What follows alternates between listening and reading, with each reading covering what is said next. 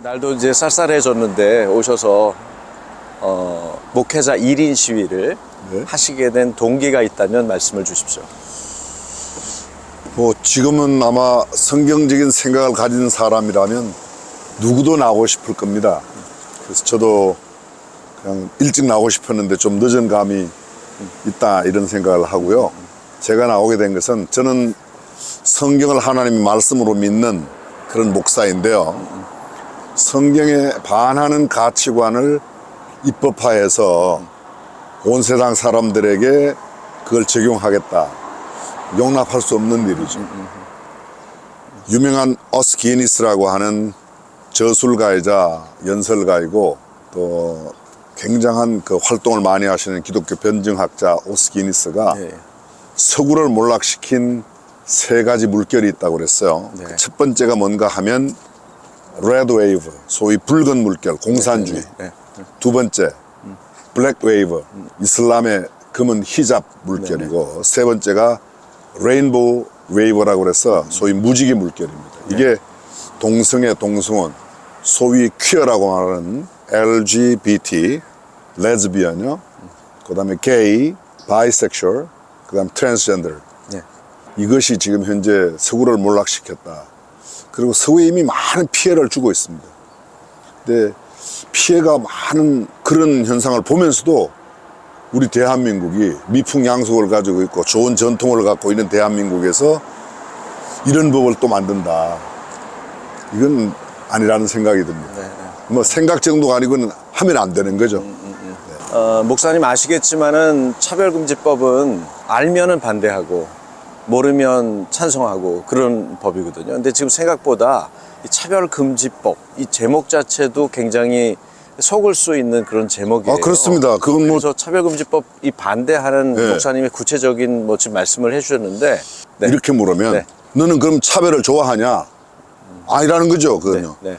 지금 현재 우리가 말하는 것은 나쁜 차별, 악한 차별은 안 된다는 거예요. 다수를 오히려 차별하는 차별. 그것이 지금 만들고자 하는 소위 포괄적 차별금지법. 우리나라에 있는 개별적인 차별금지법은 충분합니다. 장애인, 국적, 나이, 뭐 이런 것 때문에는 절대로 차별해서는 안 된다. 이미 그렇게 만들어져 있는 법이 20개가 넘습니다. 그렇죠. 근데 이런 법들이 잘 되어 있는데도 불구하고 포괄적인 차별법을 만들어서 오히려 다수의 차별을 가하고 특별히 신앙인들에게 기독교의 가치를 갖고 있는 사람들에게 또 목사님들이 설교하는 일에 단순한 설교는 반대하지 않는데 요사이 코비드-19 이후에 설교가 방송을 통해서 거의 나가는데요. 방송한 것이 문제가 되면 내가 차별을 받았다고 하는 사람들이 차별받았다고 느끼는 것을 표현하면 그때 법이 저촉되거든요. 이런 법을 만든다는 것은 목사들의 입을 잠근다. 교회 활동을 못하게 하겠다. 그런 생각으로밖에 받아들일 수 없습니다. 그래서 차별금지법은 굉장히 이름은 좋은데 알고 보면 아주 나쁜 사회적인 분위기를 만들 수 있고 미풍양속 전통을 해치는 것이기 때문에 당연히 반대해야 된다고 생각합니다. 네. 목사님은 한국교회 총연합회죠? 네, 한교총. 네네. 한교총의 공동대표로 계시는 것으로도 아는데 아무래도 이제 그 교단을 대표하는 어떤 그런 차원에서 이 우리 교회 성도들하고 그리고 국민들께 호소하실 말씀이 있을 것 같아요. 그런 말씀을 좀 얘기해 주십시오. 쉽게 이렇게 생각하시면 좋을 것 같습니다. 지금 당장은 아니라 할지라도 이 법이 통과되면 사회적인 분위기가 이렇게 돼요. 남자 사위, 여자 며느리. 제가 지금은 고인이 되셨지만 서울시 아주 굉장히 중요한 자리에 계셨던 분을 단독으로 만났을 때 물어봤어요. 당신 아들이 있냐? 있다고 그러더라고요. 며느리가 남자 들어와도 괜찮겠냐? 가만히 계셔요. 네, 가만히 계셔요. 그분은 차별금지법을 굉장히 지지하는 사람이에요. 근데 그렇게 왜 당신도 못하는 거를 남들에게 하게 하려고 하냐? 이건 말이 안 된다. 여자 사위 가능할까요? 그냥 쉽게 그렇게 물어보면 될 것 같아요. 남자 며느리 여자 사위 가능하냐? 남자의 신체적인 구조를 갖고 있는데 나는 여성적인 성향이 있다고 그래서 여성들만 들어가는 여탕에 들어가도 괜찮으냐? 이렇게 물으면 거의 반대할 거예요. 차별금지법 그러면 굉장히 사람들이 좋은 말이기 때문에 일단 지지하는데 이건 말이 안 되죠.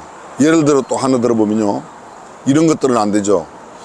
나는 성전환 수술해갖고 여성들만 하는 경기, 올림픽이나 세계선수권대회나 여러 가지 국제적인 경기에 여성, 남성이 구별되어 있는데 내 성적인 성향이나 또는 아니면 성전환으로 말미암아 그런 경기에 나간다. 이건 말이 맞지 않습니다. 그러면 경쟁이 될 수 없습니다. 올바른 선의의 경쟁, 공정한 경쟁이 될 수 없습니다. 이 법이 통과된 서구의 여러 나라, 뭐 미국도 그렇고 스웨덴도 그렇고 영국도 그렇고 굉장히 폐해가 크죠. 실제적으로 남자가 나는 여성 뭐 성향이 있다 그렇게 해갖고 여성교도소에 갔어요. 거기서 4명을 네네. 범죄를 일으켰습니다.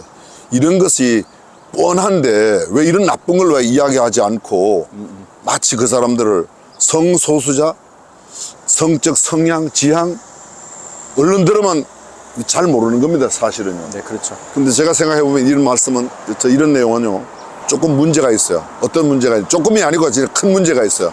어떤 문제가 크냐? 그 사람들은 우리의 성향을 인정해달라는 거예요. 제가 만약에, 아니, 이미 있는 일이지만 나는 아동성애의 성향이 있다. 인정해달라. 이미 나왔어요, 이것도요. 안 되는 거 아닙니까? 만약 제 개인적으로 저는 이렇게 성적 지향을 원하는 사람들을 때려주고 싶은 성향이 있다. 나도 그걸 존중해달라. 안 되죠. 존중하겠습니까? 안 그게 되죠. 있을 수 없는 일입니다. 네. 그래서 이건 안 되는 일입니다. 사랑하는 국민 여러분, 그리고 오늘 교회에 신앙을 갖고 있는 여러분, 우리가 정말 성경적인 가치를 올바로 세워서 우리 시대에 이런 악법이 제정되지 않도록 특별히 입법기관에 있는 국회의원들과 또 입법 전문위원들이 정말 신경을 쓰셔서 다시 한번 우리나라의 미래 또 다음 세대를 생각해 주시면 좋겠습니다. 저출생이 굉장히 사회 문제가 되고 있습니다. 동성애, 동성혼으로 미래의 세대가 없습니다. 정상적인 남녀 결혼에서만 가능합니다. 하나님은 남자와 여자를 만드셨지 다른 건 만들지 않았습니다. 목사님들 가운데도요, 일부가 지금 이 법을 찬동하는 분들이 계시다고 알고 있습니다. 근데 정말 순수한 마음으로 성경을 바라보고 다음 세대를 생각하고 미래를 생각하면 그렇게 할 수 없는 일이라고 저는 확실하게 믿습니다.